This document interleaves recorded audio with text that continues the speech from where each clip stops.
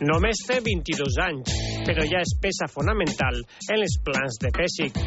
Des de l'arribada del tècnic serbi, Claver ha exhibit el seu millor joc, el que li ha valgut ser el jugador més valorat del mes de desembre.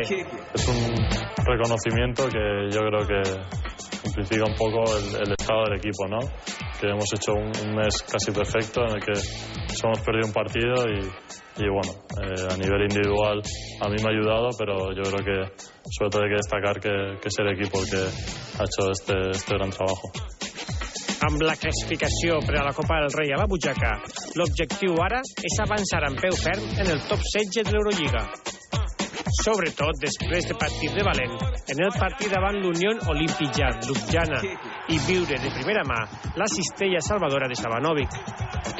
Es uno de esos momentos mágicos, ¿no?, que tiene el baloncesto y que bueno, vivirlo aquí en la Fonteta con todo el pabellón lleno lo hace más especial aún para pasar al top 16 de la Euroliga.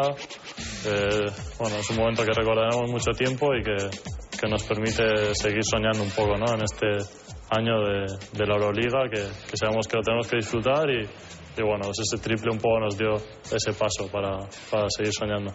Pero ahora son todos difíciles, pero yo creo que en especial el Olympiacos, que tiene una plantilla muy larga con jugadores de mucho nivel, que ya tienen mucha experiencia, y el Fenerbahce de Neven pues también será un rival especial. I per aconseguir-ho, ja té un nou company, Justin Raegiren.